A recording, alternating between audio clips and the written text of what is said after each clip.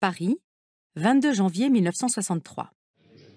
Le général de Gaulle et Konrad Adenauer s'apprêtent à signer le traité de coopération franco-allemand, encore appelé traité de l'Élysée, qui va entamer le processus de réconciliation franco-allemande. Il faut essayer d'imaginer ce que représente dans la France de 1963 la présence d'un chancelier allemand à Paris, la conclusion d'un tel traité avec l'Allemagne. Après la signature, le général de Gaulle se lève pour prononcer un très bref discours d'une grande force. Il n'y a pas un homme dans le monde qui ne mesure l'importance capitale de cet acte, non pas seulement parce qu'il tourne la page après une si longue et si sanglante histoire de lutte et de combat. Modestement, le chancelier Adenauer se contente de dire qu'il n'a rien à ajouter aux mots du général.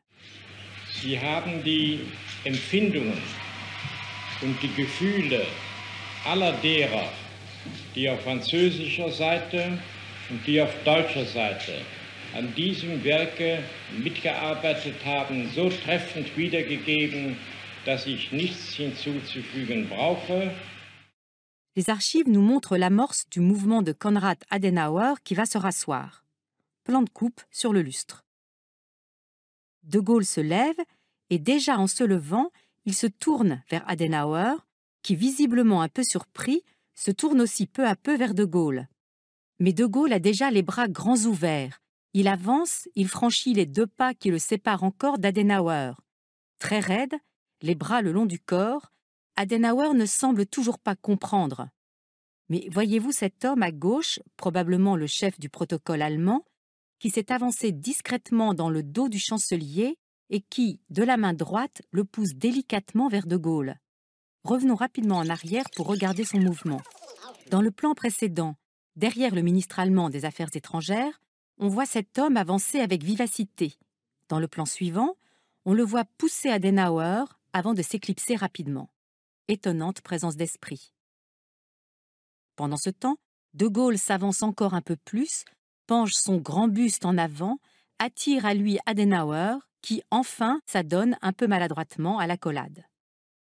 Remis de sa surprise, le chancelier est maintenant dans le coup et il saisit énergiquement les avant-bras du général, mais De Gaulle se retire déjà, tandis que la main droite d'Adenauer cherche vainement à prolonger cet instant. Les 2 hommes semblent légèrement gênés, leurs visages se tournent, s'évitent, leurs regards partent dans des directions opposées. Paris, 22. Januar 1963. General de Gaulle und Konrad Adenauer sind dabei, den deutsch-französischen Vertrag zu unterzeichnen, den sogenannten Élysée-Vertrag, der die deutsch-französische Aussöhnung einleitete. Man muss sich vorstellen, was die Präsenz des Bundeskanzlers und der Abschluss eines solchen Vertrages mit Deutschland damals in Frankreich 1963 bedeutete. Nach der Unterzeichnung erhebt sich de Gaulle für eine kurze und kraftvolle Ansprache.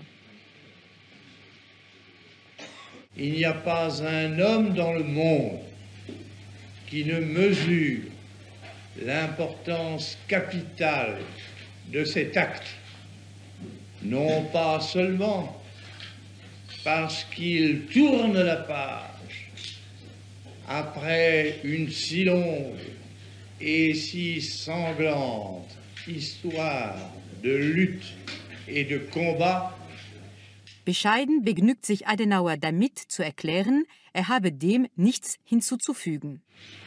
Sie haben die Empfindungen und die Gefühle aller derer, die auf französischer Seite und die auf deutscher Seite an diesem Werke mitgearbeitet haben, so treffend wiedergegeben, dass ich nichts hinzuzufügen brauche.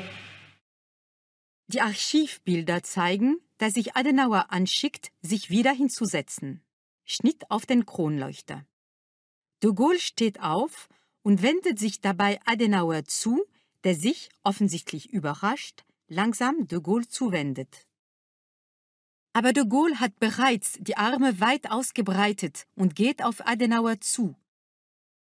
Steif, die Arme am Körper, scheint dieser immer noch nicht zu begreifen, was vor sich geht. Sehen Sie jetzt diesen Mann, links, wahrscheinlich der deutsche Protokollchef, der sich diskret von hinten dem Kanzler genähert hat und ihn sanft zu de Gaulle schiebt? Schauen wir uns seine Bewegung noch einmal an. Im vorigen Bild sieht man diesen Mann entschlossen vorangehen.